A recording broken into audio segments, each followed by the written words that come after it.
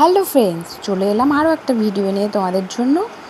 তো সামান্য একটু পেঁয়াজ, একটু রসুন, একটু টমেটো আর একটু জিরে তেলের মধ্যে ফোড়ন দিয়ে সবগুলো একসঙ্গে ভেজে নিতে হবে। আর একটু সামান্য হলুদ আর একটু লঙ্কা দিয়ে ভেজে নিলাম। তারপর তাতে ভেজে রাখা আলুগুলো দিয়ে দেবো। তারপর মিট মশলা দিয়ে দেবো, দিয়ে একটু কষিয়ে নেব। এই যে দেখো, এইভাবে ছিটিয়ে ছিটিয়ে দিতে হবে।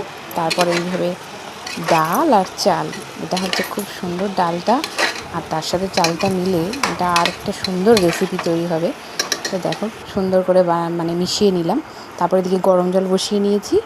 গরম জলটা এর মধ্যে এবার দিতে হবে। দেখো, একটু আঠা আঠা টাইপের হয়ে যাবে। তারপর এখানে গরম জলটা দিতে হবে। এবার এর সাথে খাওয়ার জন্য একটা পকোড়া করতে হবে। তো কাঁকরোল সেদ্ধ করে তার ভেতরের মশলাটা একটু ভেজে নিয়েছি, পুর করে নিয়েছি। আর এদিকে বেসন গুলে নিয়েছি। বেসনটা দেখো এরকম হবে পাতলা। তারপর দেখো একবারে সব